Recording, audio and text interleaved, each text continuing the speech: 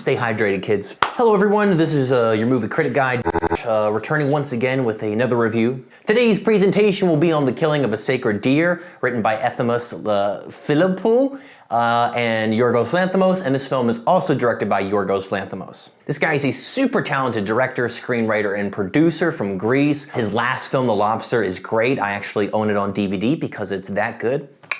And I highly recommend you watch it. It was definitely one of the best things I saw last year, which was a big reason why I was excited for this film. From what I've seen, you can expect his films to be very bizarre, austere, and satirical. His films often involve dark humor as well, so if you like all those things put into an art house film, then there's a good chance that you'll like a film like this. The Killing of a Sacred Deer follows Stephen, who is an accomplished cardiac surgeon played by Colin Farrell. He lives a very modest and idyllic life with his 2 kids and his successful wife, who is also a doctor, played by Nicole Kidman. Things start to get weird when Martin, a teenage boy that Stephen's been taking under his wing, confronts him about a past mistake that resulted in the death of Martin's father. Martin, played by Keoghan, tries to find justice by threatening Stephen and his family and forcing Stephen to make a really difficult decision that could potentially destroy him and his family. The best way I could describe it would be a art house revenge tale. It's very metaphorical. It's based on the Greek myth of Iphigenia, which this film directly references to at one point, and it's also where the film gets its title from.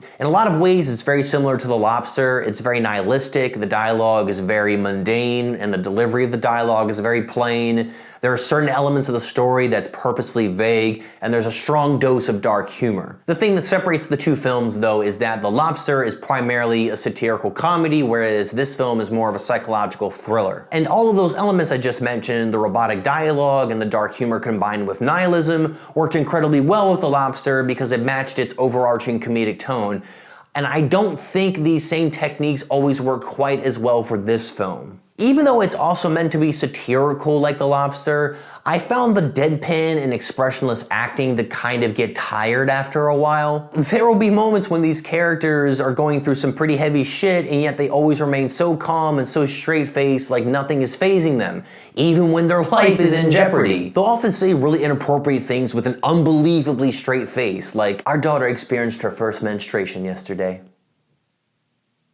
There's also another point in the movie where Stephen tells his son about a really gross story one time that no one knows, where he masturbated under really disgusting circumstances. This approach definitely made certain parts of the film like really funny, but I feel like it kind of came at the expense of the film's urgency as a psychological thriller. It's really hard for certain scenes to have the impact that they should, or have the dramatic weight that they should, when what you're seeing is both funny and serious. Sometimes I feel like the funny aspect and the comedic aspect kind of diluted the seriousness of what we were seeing. It's not until the 3rd act that we really start to see these characters become emotionally affected by what's happening to them. But with that much said, I still do think this film works as a very disturbing psychological thriller. There's a lot of great parts where you'll feel very uncomfortable. There are plenty of scenes where this film really gets under your skin, especially when Keoghan's character's on screen, who I absolutely hated. It's really been a long time since I felt the urge to just punch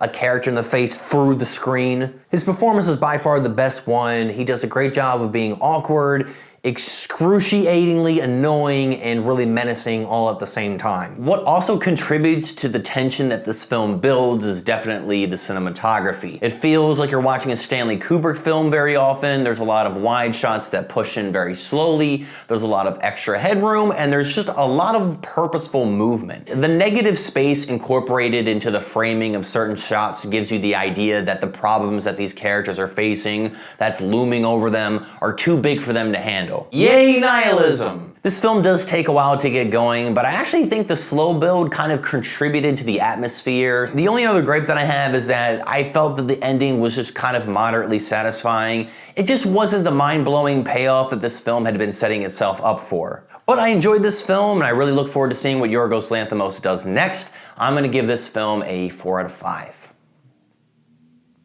Thanks for watching this review, everyone. Please stay tuned for upcoming reviews. I'll actually be reviewing some TV shows that I got the chance to watch, which includes the newest season of Stranger Things, along with Mindhunter. Leave a comment with your thoughts on this film in the comment section below, along with any other movie recommendations of some things that I should review in the future. If you like this video, then make sure you hit that like button down below, or share this video, or both, whichever you prefer. And if you dig the channel, then subscribe to the channel, man. What are you doing? Thanks again, guys. This is your boy Jay, all day, every day. You know what it is. Signing off until next time.